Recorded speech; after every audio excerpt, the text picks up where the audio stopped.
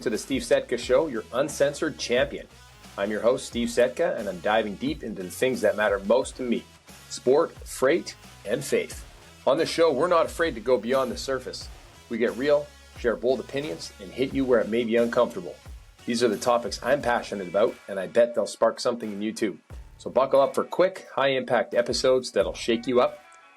Welcome to episode 16. This is the Steve Setka Show. This is the first show that we've had, first outside recording, and with another Steve or Steven, which is awesome. As usual on the show, we frame every episode with a Bible verse before we introduce our guest. And this Bible verse is so accurate to what we just spoke about and what we're going to get into on the show. Proverbs 24:16, for a man falls 7 times and rise up again, but the wicked shall fall in the mischief. For the righteous falls 7 times and rises again, but the wicked stumble in times of calamity. I've had some times of calamity recently. I'm an entrepreneur. I've had an up and down journey, and it's been tough and it's been a rough go. With that being said, we're talking to another entrepreneur. Welcome, Steven Maxted, to the show. Thank you, Steve. That was a great opening. Good. Yeah, thanks for having me on. It's fun being on the other side of this, and we have our own show, and we've chatted on there before, and it's cool to be a guest. Sometimes I forget I have to put on more of this hat, both metaphorically and quite literally,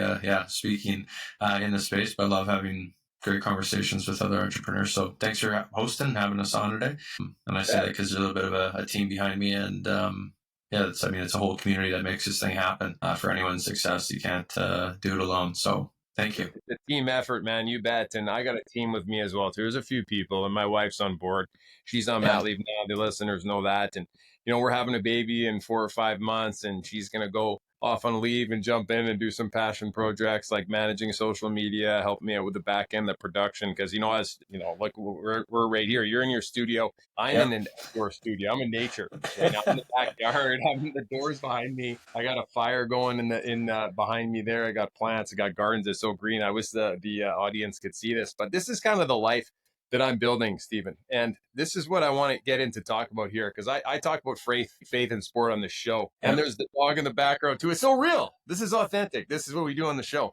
But weave those topics into everyday life with people that are in our lives. And you're one of the guys who reached out to me and said, hey, I heard you're starting a show. I wish you all the best. It's awesome. If you need any help, let me know. And you know what? I'm pulling in some help right now from you as an expert on my show. So tell me about your journey through podcasting, social media, and all the marketing work you've done. Yeah, for sure. And I think it resonates with that opening verse there around, basically referencing what I heard that was through going through many failures to find that success ultimately. And for me, it was through taking the risk kind of finally to leave the safety net of a job that I had, but I was working on another project with some partners at the time that ended up failing shortly after leaving that role, that safety net. And I say that in a way, it was a great role. We had great success growing that. It was a tough decision to make. And I took that risk to leave. And then I kind of, ate it for a little bit. There was a point in time where there was no necessarily backup plan outside of that other company. And I was doing the marketing and kind of like the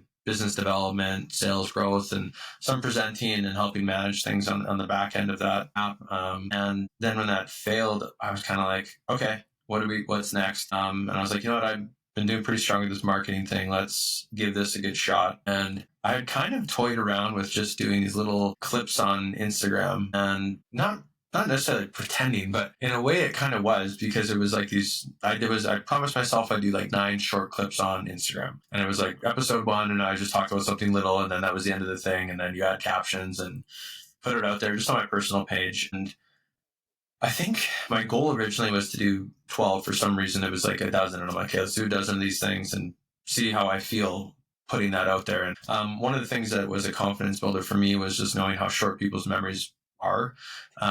After we've talked about kind of the attention economy, right? The attention economy. We totally are. And things that were pretty serious in the news or pushed in front of us often are forgotten very quickly, even though things can have negative or positive effects on both markets and people's businesses or whatever it is. But I think just being really focused on the long play of whatever that is and kind of ignoring the loud noises that are around us is really key. But nonetheless, all that being said, it gave me a lot of confidence to go test run some stuff and not overthink it too much, because I'm like, if this doesn't work out too well, it doesn't matter because people will forget about it.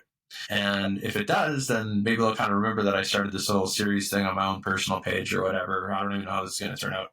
Didn't have a name for it, but I knew that there was great potential in podcasting, had this background in marketing. So started doing marketing with companies right away. And I've always been pretty ambitious to go out and find work. And I found these super unique opportunities with companies, Canada and stateside, to help do consulting and support that way for companies that needed help in those spaces. They were putting out either looking for someone, or I would find these companies and, approach them and say, hey, how can we help you, kind of thing. So that's how it kind of started. And while I was doing that, I started exploring how to make a podcast. And the real goal was to be able to offer that within our marketing company to help folks produce. And just like I reached out to you, there's just help people get going in podcasting, because I see the real benefit of, what we're doing here today is you get to hear it from the horse's mouth, is how I like to say it. And look at what AI is doing nowadays. We have enough sound bites from our own podcast for someone to take me, probably create an AI character, and they'll know there's enough words that I've said out there to have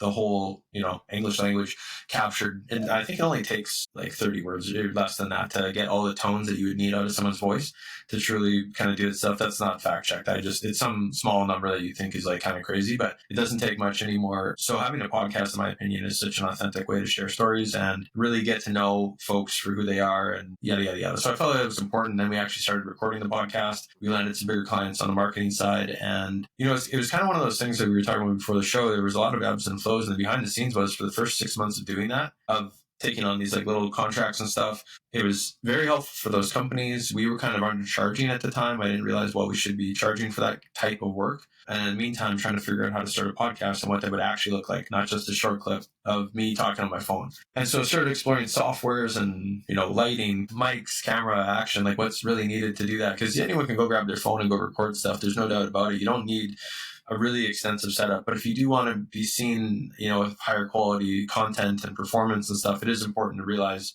what may be required to do that. And so I always encourage people to just get started doing it. And because that's kind of the way that I crashed through the doors on starting mine. I was, not that this is a great background here. We have a few backgrounds on another wall and a green screen and different options now. But when I first started, it was this like pinup background with like plants, or I think maybe it was a bookshelf or something. Like mine too. It's the same thing, right? Like we're outside, standing outside and being different, right? Well, there you go. I got a bit of a mic and I got a bit of a setup here.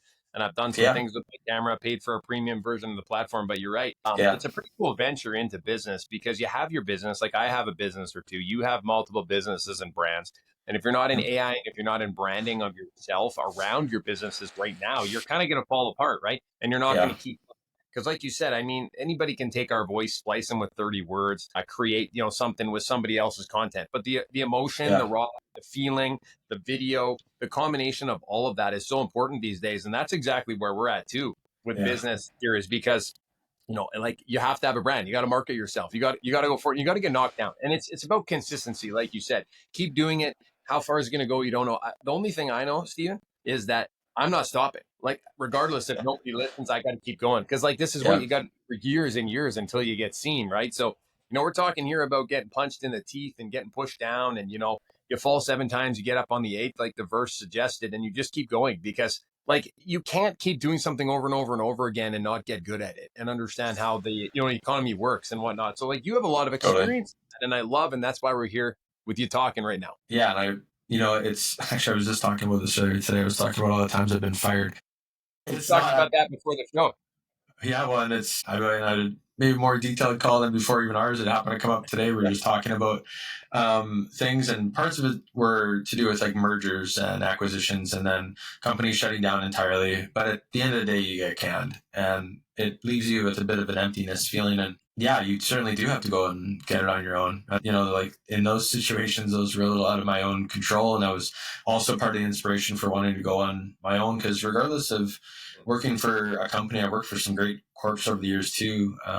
We're big, large companies, powerhouses in their industries, and I made strides with those companies to help them grow and succeed. There's absolutely nothing wrong with doing those roles. They're fantastic. It's certainly a risk tolerance thing at the end of the day too. So like you said, how far do you want to take it down the road? Because that first 6 months of doing this marketing thing, I'll tell you, there was a lot of different stresses, some of it financial too. Just being able to pay the bills was a little bit stressful at the time, but then all of a sudden we started getting noticed by other companies and folks that I'd done work with in the industry or industries that I'd been in before. And we started to kind of organically just have folks reach out because they'd seen different activity online. And I sometimes discount that because it's so great to meet people in person, and there's nothing that is more important, in my opinion, than shaking someone's hand, looking in the eye. But we've landed a lot of work digitally where we've never met the people in person that we've done work with. And, whether it be, like I said, consulting, across the border there or in different parts of Canada, you don't have to be there. And it's a neat thing. I still do prefer meeting folks and having that relationship that way, but we've done a lot of work that's just been digital and virtual, and it's really neat to see that happen. And I think a big part of it is behind what we do and produce on our podcast, ultimately, to bring that kind of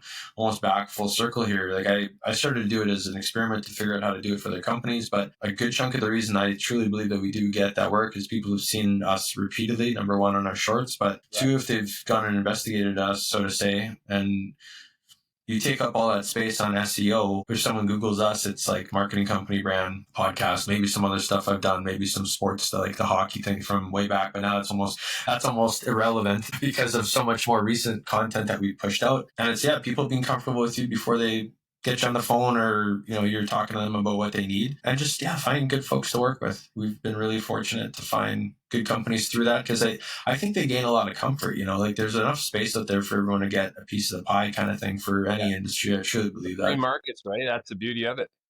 Yeah. And if there's, if you're not putting yourself out there, though, you're doing yourself a disservice, because some folks might feel like they have to go with a company just because they're louder online sometimes. In some ways, this may not be a perfect comparison, but they're kind of in there. They think that they have to go with this one because they keep seeing them. But really, if they would have seen this other company present something online a little bit different, and it may align more with their values as a company and stuff, they would have went with this company. But because they didn't get that same exposure or equal opportunities to see those companies, because everyone's busy, doing research is tough nowadays too. I mean, you can use AI to help search some stuff, but at the end of the day, it's nicer if it comes to you, and that's so true. Like on the sales side, like sometimes I've mentally been almost a little angry when someone hasn't called me back. And it's like they've called me about something and I'm like, yeah, it's a great idea. Please call me back in like a month. And I genuinely mean, yes, do that then, because, we're updating our system then, or whatever it is that we are kind of needing. And then when I don't get that call back, it's kind of already left my mind, but it's half there, if that makes sense. And I'm like, why did they call me back? Like, I think it's an important note for salespeople. Like some folks just like me now in the driver's seat running a company, it's like, you really do have to follow through and follow up with folks. I know follow up gets bad terminology online with a lot of the big dogs, and they're like, oh, never say the word follow up, but you're following up with them, whatever you want to call it. Yeah, exactly. I hear you. I understand the vibe. But don't use the word follow up on the call. So they say, you see those sales experts too. Dangerous language, sorry to cut you off there, but like following up or checking in or just touching base. I'm not a hotel. Don't touch me. Don't touch base. I'm a sales consultant too. What are you supposed to say nowadays on that note? What is the recommended verbiage? More organic. I just think, like, as a salesperson, I just talk. I have language that I know that's banned, like the ones that I just said, right? Following up, checking in, touching base, stuff like that. Google it, see what it says. Maybe check it. Sorry, I'm doing like live research. In the world, I think really what matters now when it comes to business and interactions, whether it's B2B or B2C, is the authenticity. The fact that salespeople aren't needed as much. There's more online. There's a lot of content. There's a lot of buying decision that's already done prior to speaking to the company or speaking to a salesperson. Anyways, totally. So like that's kind of my approach. So I'm not a script guy. I don't believe in scripts. I don't like scripts. I don't think scripts are valuable. I think you have to train your mind so significantly well. You're so natural as a business presenter or a speaker where you don't need a script. Now, I mean, it's hard. It's a balancing act for sure, but it's just one of those parts of the evolution of business that goes with the up and down nature and the ebbs and flows that you spoke about. So like changing gears a little bit about business, about what we're talking about here, we like to intertwine faith in the freight journey, transport through life, whether that's goods or whether that's ideas. You said to me before the show, there's been a lot of hardship in your life when it comes to business, right? Talked about some interesting stuff. Like what sort of lessons have you taken from maybe these really tough experiences of like accounts receivable being overdue or people not showing up to work or whatever it might be? Like what's the number one thing you would tell people about the hardship you've encountered in business? Yeah, I would say, like the one that you just mentioned there about Yeah, AR, accounts receivable. It's a topic that people I don't think like to discuss or bring up a lot. And money, right? Nobody wants to talk money, even business. It's odd. I know. Profit is not a dirty word. Yeah, and then it's like, kind of want to, or sometimes earlier on, I would want to be, shaking a hand is one thing, and a lot of people do honor that. But I think it's always a very high value. Even when I mentioned that failure of that tech thing before I got into marketing, part of that issue there was we didn't have stuff written down. We were working on a handshake and a smile. And unfortunately, it was like not a good thing for the outcome of that direction. We'll keep that kind of vague. It's just something I don't really want to share too much of that story. But it used to work. It used to work, but it doesn't work well anymore, I feel. Yeah. Like 35 years ago, I talked to older business professionals, and they used to do everything on a handshake. But the world's a different place in the 2020s than it used to be. Yeah, and I think I've learned, just having it written down really puts into a different mindset. I actually had a company that we were looking to be, I was going to say partners, but it was going to be more like an investor, I guess, in this company. And we were going to be part of ownership from an early stage because of experience I've had in a similar industry. I've been there and done that. It didn't work out, but it was a timing thing, I think, for the entire market. And this timing seemed better. But the funny thing was when we did write it down, the contract and kind of some agreements and some thoughts that we had about how this arrangement would work, I'm very thankful we did that. We didn't end up moving forward because I think they were maybe not, even though we said that we were comfortable at the time, moving forward at different stages, and we kind of did some back and forth on what we would think that would look like. Ultimately, they didn't pull the trigger on that, but I'm happier that we did that instead of spending more time, because even ahead of getting to that point of writing stuff down, I was still offering a lot of value to that organization. And then I was like, let's get something written down before we go further, given other experiences. And what a good thing that was. I was a little disappointed because I was very excited about the concept that they wanted to pursue, and they had already started it and made some technology on the back end, which was great. It certainly needed, the next kind of to take it to the next level, which I've been at a couple levels past that already. So I was very confident with what me and the team could offer in this situation. But I think writing those things down, whatever that contract or agreement is, it's good to write it down. It's good practice, and it keeps you both honest, so to say, on either side of the thing. So I'd say that's been like a big learning. And working with friends is tricky. I would consider us friends. Yeah. But I would also say, based on some other things that we've kind of done on the work side, it's a little bit different. And we would probably both agree that we should have it written down if we're going to do something. Or you guys probably have a system of shipping. We have a system. Yeah. So it's like you have these processes set up, and without sounding too corporate, whatever, because a lot of startups are like, oh, it's not like that. No, there's like a reason why. There is under their startup, why people ask certain things back there. And then I was like, oh, no, it's fine. And, kind of brush them off. And then it's like, fast forward to current day, and you have those little relapse memory moments where you're like, oh, I remember when so-and-so asked that thing about whatever, and I kind of fluffed it off. And now I'm realizing, how important that was. And like having those little, I don't know if you have those, like call them like memory flickers or whatever you want to call it that way, like little blips of conversations you've had before. Yeah. And you're just like, oh yeah, that actually was a real important thing that we now have made part of our process or standard operating procedure for the company and stuff. But it's tough because you come in with energy, as you mentioned too. It's like, consistency is certainly key. I don't really have an issue with either. It's interesting though to have done it a few times and had the ramp up of the excitement, and then also staying steady with that and just keep going. A good example is doing the podcast, and there's, on our end, not that it's all about the number. I think we're closer to, we did some like different specials and stuff. So we're closer to like 150. I think we're very right there, it's kind of neat, but it's been 3 seasons of it. Right? Yeah, go ahead.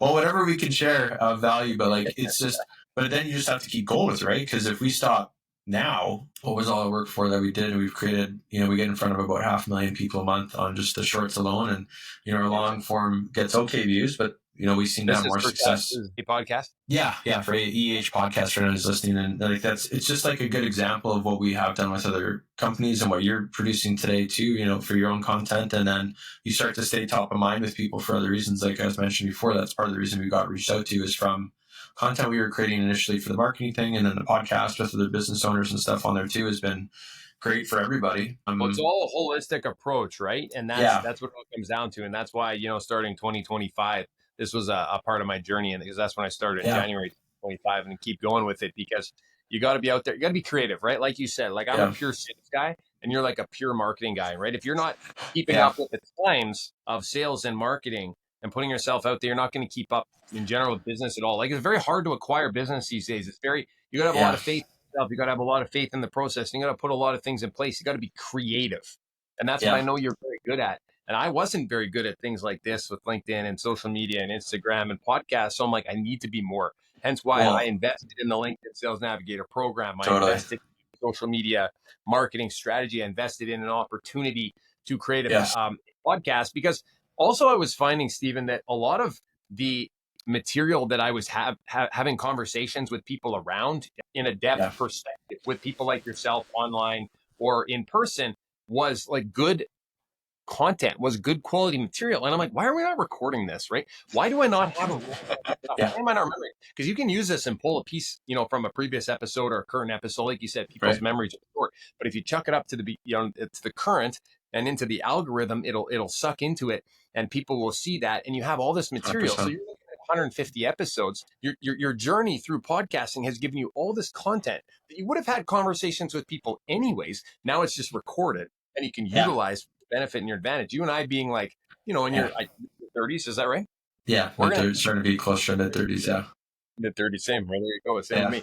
We're going to have this material for the rest of our professional lives and our lives, and we can utilize this going forward. Whereas back in the day, this wasn't common. You had to earn your way onto screen, and you didn't have that material. You didn't have social media. I used to be like anti-social media because I was like, oh, this is so dangerous. It's not dangerous. It's just a tool about how you use it.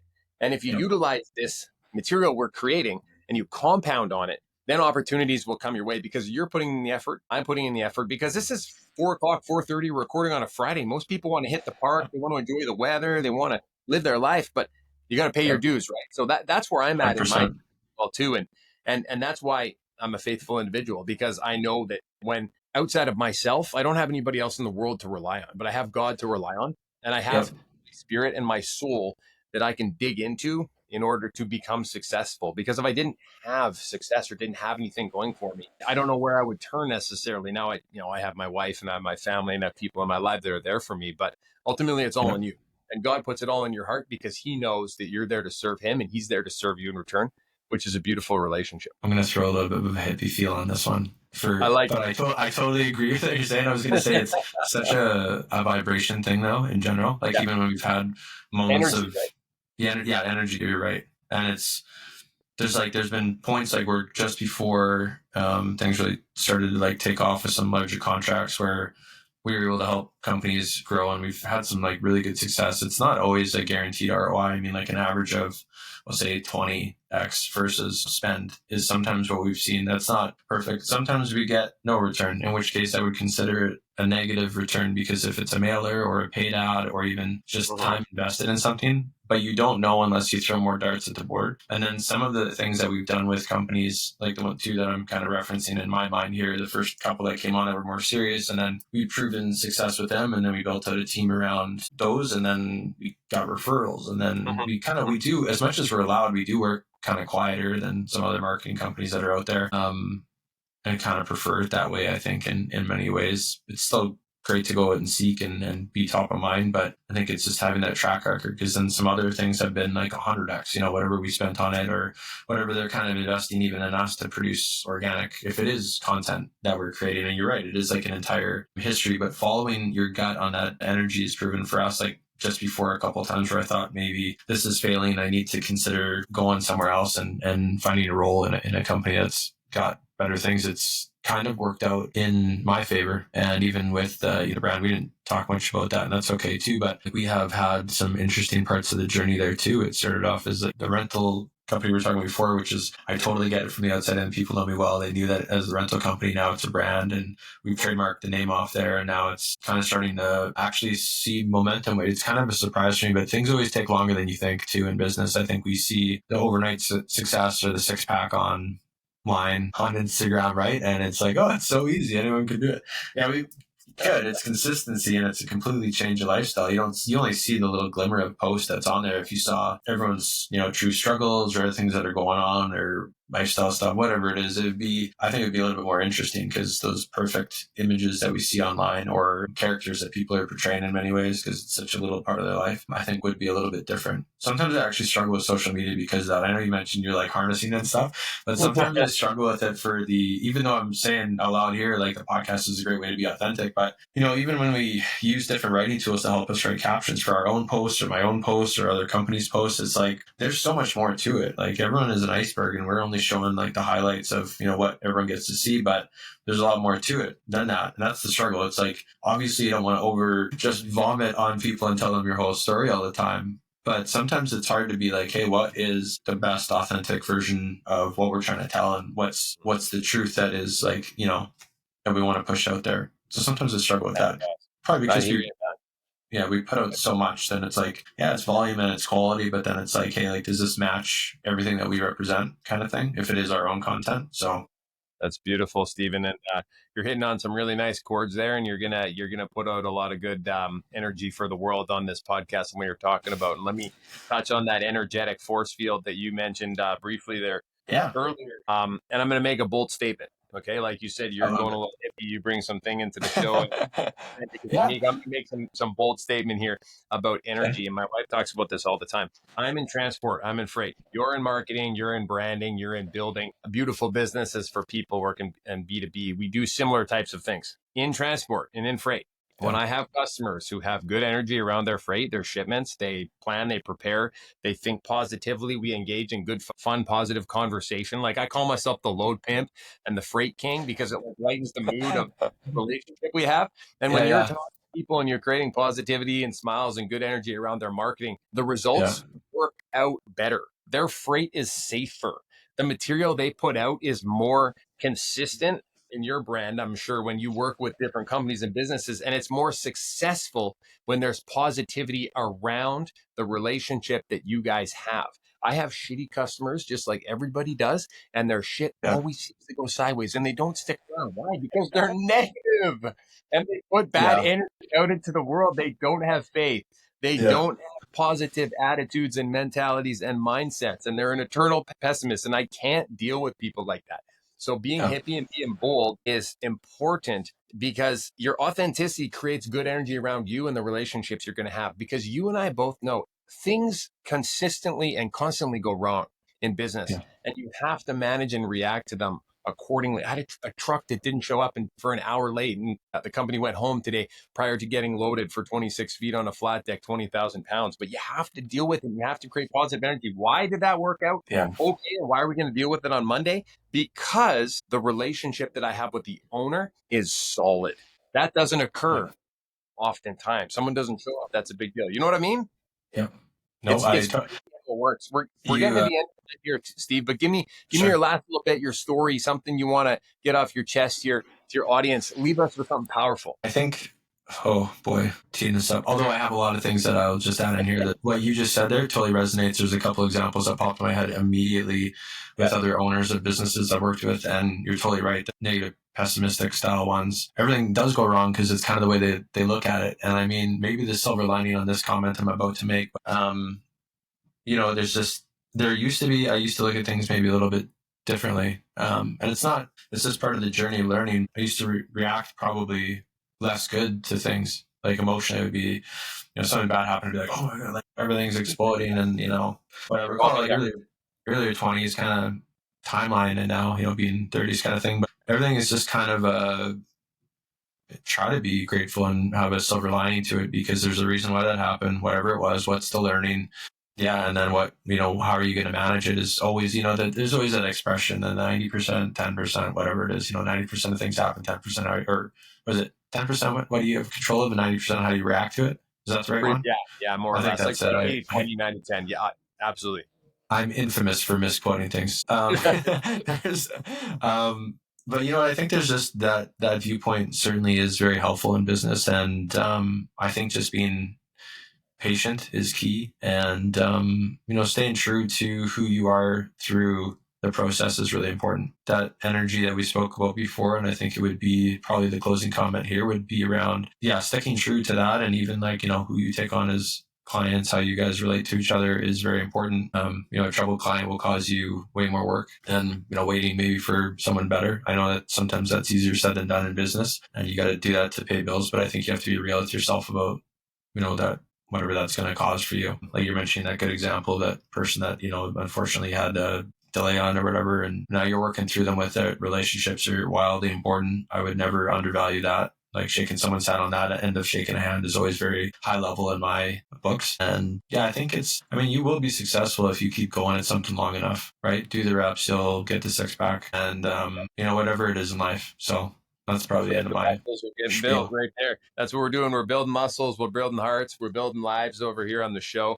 And we're very excited to have you on. And it's just a great way to culminate the entirety of the episode here and to create a moral around the story. You fail 7 times, you get up and you keep going. You do an 8th. And you fail 100 times, you go for 101. The rent is due every single day in business. Yep. It's the same for me. It's the same for you. It's the same for everybody listening. Where do people find you online, on LinkedIn, Instagram, the socials, so they can get more information? I think the easiest one would probably be my personal accounts from there. There's a lot of links to the businesses and things that I'm doing. So Steven Maxted, I think my name will probably show up below here if it's in the title, at Steven Maxted on Instagram, LinkedIn. So yeah, it's those ones will be easiest. I mean, anything with EH in it right now is attached to my name. So a podcast and then the brand type A, type EH. Find us there, follow us, follow the journeys. We much appreciate it. Love it. Truly Canadian, truly golden, and just such an inspiration to the world.